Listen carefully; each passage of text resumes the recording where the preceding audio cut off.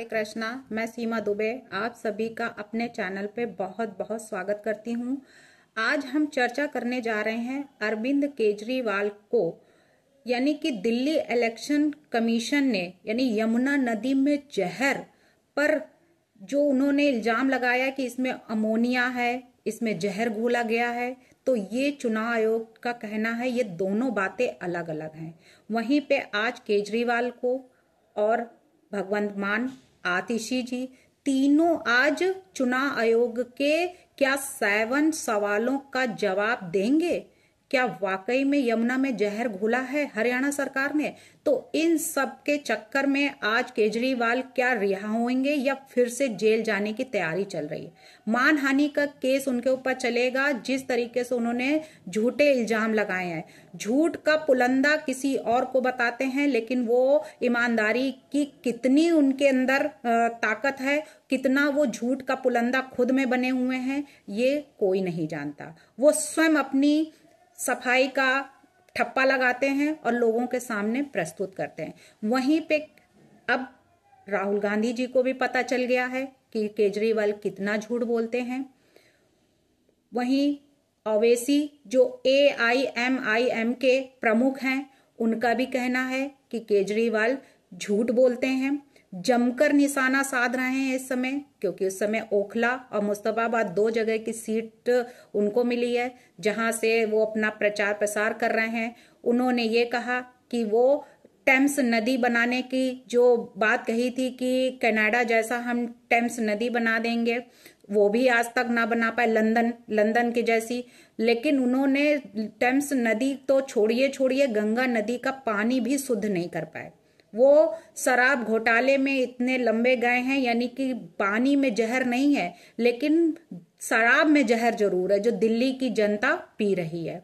तो 2014 में जो उन्होंने वादे किए थे कि बिजली फ्री करेंगे और पानी फ्री करें, इन सब के नाम पर वो झूठ बोल रहे हैं, बल्कि कुछ भी नहीं आ रहा है। उन्होंने कहा ओखला में की दशा इतनी खराब है जो कहीं नहीं जा सकती। 2014 में एक डायलॉग, जो दिल्ली के लिए एक डायलॉग कार्यक्रम की शुरुआत उन्होंने की थी कि यमुना नदी को लंदन के टेम्स नदी जैसे बनाने का दावा जो उन्होंने किया था, वो दावा उनका झूठा साबित हुआ है। यानी केजरीवाल के झूठ अब ओवैसी भी पकड़ रहे हैं, राहुल गांधी भी पकड़ रहे हैं। सबको पता चल गया है कि राहुल गांधी केजरीवाल कितने झूठे हैं। सबको उनका झूठ का पुलंदा अब समझ में आ गया। यहां तक कि आज उनका खुलासा चुनाव आयोग भी करने वाली है कि जो उन्होंने जहर का बताया कि यमुना नदी में जहर घोला जा रहा है, और जहर का पुलंदा आज क्लियर होने जा रहा है। यानी आम आदमी पार्टी के राष्ट्रीय संयोजक अरविंद केजरीवाल यमुना में के पानी में जहर मिलाने वाले जो बयान में चुनाव आयोग ने संज्ञान लिया है और केजरीवाल से सबूत भी मांगे हैं कि एविडेंस दिखाओ, लेकिन केजरीवाल आयोग ने केजरीवाल से कहा है कि पानी में अमोनिया का स्तर अधिक होना और पानी में जहर मिलाना दोनों ही अलग अलग चीजें हैं, यानी दोनों ही अलग अलग बातें हैं, दोनों को एक साथ ना मिलाएं। आयोग ने केजरीवाल से यह भी चेतावनी दी है कि आज यानी कि 11 बजे तक ठोस सबूत दें, यानी कि अगर ठोस सबूत नहीं आते हैं तो पानी में जहर मिलाया गया है, अगर जवाब संतोषजनक नहीं हुआ तो केजरीवाल के ऊपर कार्रवाई की जाएगी। जो केजरीवाल के मनमानी जो बोलते हैं कि जब चाहे तब जो भी बोल दिया, जिस पर चाहे उसको बोल दिया, तो अब केजरीवाल जेल जाने से नहीं बच सकते। केजरीवाल की जेल अब फिर पक्की है, यानी केजरीवाल को चेतावनी देकर छोड़ा गया था, लेकिन केजरीवाल उन सबसे परे फिर भी वो टीका टिप्पणी करने से पीछे नहीं हट रहे हैं।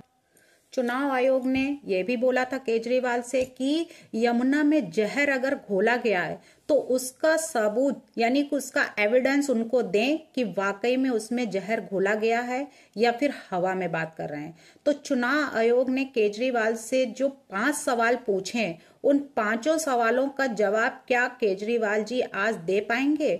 तो पानी में कौन सा जहर मिलाया गया, पहला सवाल जो था उसमें है कि पानी में कौन सा जहर मिलाया गया है, इसका जवाब केजरीवाल आज क्या दे पाएंगे? जहर मिलाने का सबूत जो है वो दिखा पाएंगे केजरीवाल जी? दूसरा सवाल। तीसरा सवाल जो है चुनाव आयोग की तरफ से कि किस जगह पर जहर पाया गया है, ये भी सबूत दें कि भाई इतनी बड़ी यमुना नदी है तो कौन सी जगह पे, क्योंकि यमुना नदी का पानी तो सब जगह बहता हुआ जा रहा है। जहां प्रयागराज में लोग नहा रहे हैं, स्नान कर रहे हैं, गंगा जल भर के ले जा रहे हैं, घरों में छिड़क रहे हैं, पी रहे हैं उसको, लेकिन केजरीवाल ने कहा यमुना नदी में जहर मिलाया गया है। तो चुनाव आयोग का जो तीसरा सवाल है उसमें है कि किस जगह पर जहर मिलाया गया है, ये एविडेंस भी केजरीवाल जी अब दें। तो चौथा जो सवाल था चुनाव आयोग का, तो जल बोर्ड के किन इंजीनियर्स ने इसे डिटेक्ट किया हुआ है, इसका जवाब भी अब देंगे भाई, सबूत प्रस्तुत करेंगे चुनाव आयोग के सामने आज। तो पांचवा सवाल जो था चुनाव आयोग का कि इंजीनियरों ने पानी में जहर रोकने का कौन सा तरीका अपनाया।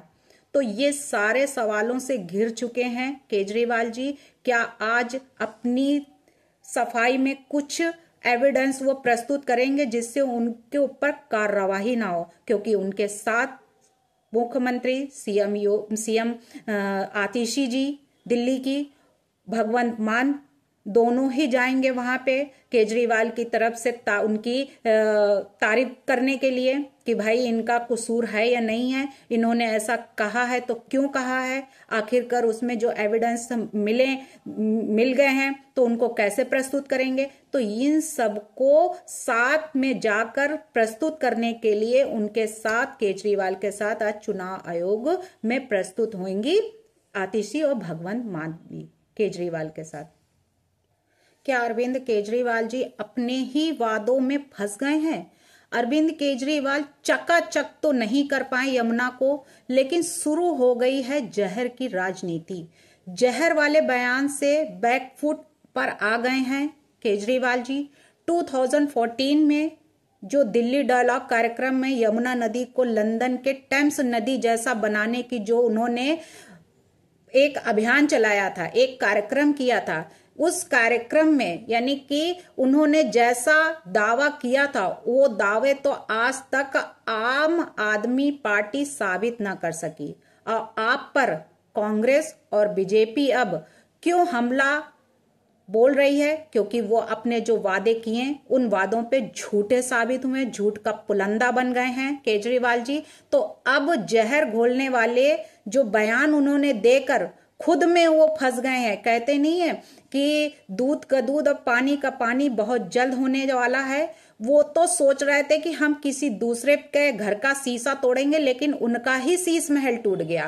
कहते नहीं जिनके घर शीशे के हों वो किसी दूसरे के घर पर पत्थर नहीं मारा करते हैं, लेकिन केजरीवाल ने दूसरे के घर पर पत्थर मारकर अपना ही शीश महल गिरा लिया और अपने ही दांव पेंच जो खेल रहे थे उसमें ही फंसते दिख रहे हैं। अब केजरीवाल का फिर से जेल जाना निश्चित है, यानी केजरीवाल अब किसी भी तरीके से बच नहीं सकते। वहीं आम आदमी पार्टी के राष्ट्रीय संयोजक केजरीवाल जी एक एक नियम निकाल रहे हैं, एक एक गारंटियों के ऐलान कर रहे हैं, कभी सखी का कभी ये, यानी कि दूसरों को नहीं देख रहे हैं केजरीवाल जी, लेकिन वो ऐलान पे ऐलान किए जा रहे हैं कि कैसे हम दिल्ली में सरकार बना लें। लेकिन दिल्ली की जनता जाग उठी है, दिल्ली की जनता समझ गई है कि केजरीवाल अब भ्रष्ट एक नेता के रूप में उभर कर आएंगे अगर जीत गए। अभी तो भ्रष्टाचार केवल शराब घोटाले का हुआ, एक्साइज पॉलिसी का हुआ और जो घोटाले किए जिसमें ईडी और सीबीआई ने इनको अरेस्ट किया, तिहाड़ जेल से जेल काट के आए, अभी तक पूरी तरीके से उनको रिहा भी नहीं किया गया है। लेकिन केजरीवाल जी अभी भी अपनी हरकतों से बाज नहीं आ रहे हैं। तो अब केजरीवाल का फिर से निश्चित हो गया कि वो अब जेल जाएंगे। तो वहीं पे आम आदमी पार्टी यानी आपने सरकारी बंगले में काम करने वाले स्टाफ के लिए 7 गारंटियों का ऐलान भी कर डाला कि भाई हम अगर हमारी पार्टी बनी तो आम आदमी पार्टी ने सरकारी बंगले में काम करने वाले स्टाफ के लिए 7 गारंटी का ऐलान किया। 7 गारंटी का ऐलान किया, जिसमें पूर्व मुख्यमंत्री अरविंद केजरीवाल ने प्रेस कॉन्फ्रेंस में कहा कि हम ये घोषणा करते हैं कि सर्विस रजिस्ट्रेशन पोर्टल बनाया जाएगा, नंबर 1। नंबर 2, सरकारी स्टाफ कार्ड बनाया जाएगा, सरकारी स्टाफ कार्ड बनाया जाएगा, ये कहा। तीसरा जो उनका है अनाउंसमेंट, जो घोषणा की है, स्टाफ हॉस्टल जो है वो बनाए जाएंगे। EWS, चौथा जो है EWS के दिल्ली सरकार के मकान मुहैया कराए जाएंगे। 5वां ऐलान जो उनका है वो कर्मचारियों के अच्छे स्वास्थ्य के लिए मोबाइल और मोहल्ला क्लिनिक लगाए जाएंगे। वहीं कर्मचारियों के, छठा जो उनका घोषणा है, कर्मचारियों के काम के घंटे और सैलरी पर कानून एक बनाएंगे वो।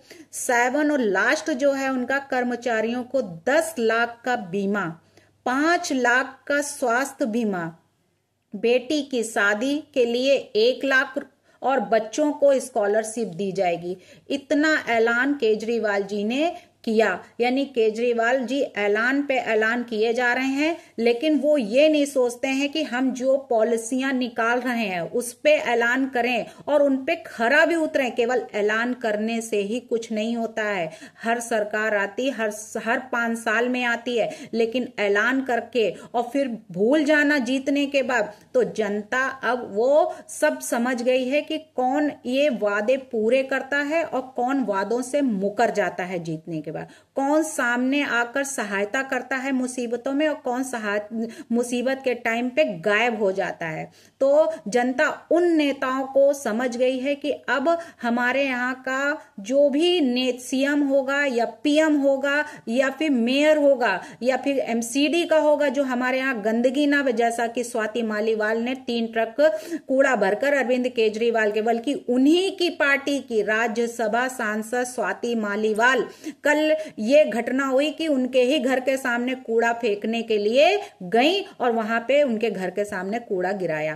तो ऐसा आखिरकार क्यों हो रहा? क्योंकि जनता उन्हीं के ही पार्टी के लोग समझ चुके हैं कि नेता देश का कैसा होना चाहिए, देश की तरक्की करने वाला है या मुसीबत में साथ देने वाला है, तो उसी को जनता पसंद करेगी और उसी को ही वोट देगी। तो अब दिल्ली में 5 फरवरी को विधानसभा जो चुनाव होने जा रहे हैं 2025 का, अब उसमें किसको जनता अपना वोट देगी और किसको अपना साथ देगी और किसको समझेगी कि वो हमारे दिल्ली के लिए, हमारे विकास के लिए, हमारी तरक्की के लिए, हमारे आने वाले फ्यूचर यानी बच्चों के लिए कौन पार्टी कितना सोच रही है। ये अब उनको करप्शन वाली पार्टी नहीं चाहिए, भ्रष्ट सरकार नहीं चाहिए, उनको वो सरकार चाहिए जो वाकई में ईमानदार है, जो वाकई में विकास करती है। तो अब दिल्ली की जनता अब आज और समझ जाएगी जब चुनाव आयोग का